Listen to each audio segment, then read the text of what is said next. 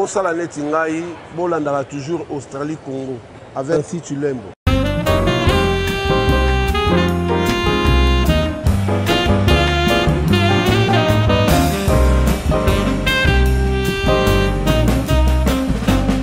Il était 12 h, dimanche 17 février 2019, quand le président de la République honoraire, Joseph Kabila Kabange, est arrivé au volant de sa voiture à la résidence du chef de l'État Félix Antoine Tshisekedi Tshilombo. C'est le président de la République en personne qui l'a accueilli par des accolades fraternelles. Les deux personnalités ont passé près de 4 heures d'échange en toute convivialité.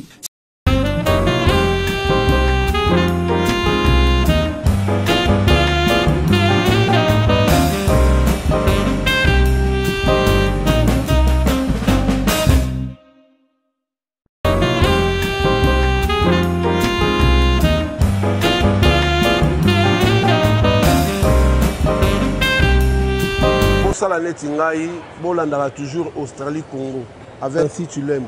Donc tout le temps, ça la Netingaï, on sera toujours branché parce que les albémissions, il y a qui toque Makasi. Bango, qui toque Makasi. Ça la Netingaï, toujours sur Congo, Australie. Féliciter l'équipe de nous, ça on vient comme professionnel, image, qualité, laisse tomber, carré.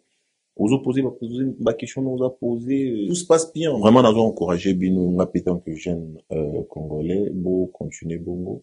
To l'union aux amis, nous Australie, même taille, na idéologie, on a, en Australie, maman ancien, en tout cas, biso tout, on a Simano, tout merci beaucoup. Le roi qui est liboso, quoi. Vous allez côté là, Australie, Congo, divina Nancy, Bikando Zakaka, donc, voilà, ça veut dire que toujours. Zoa.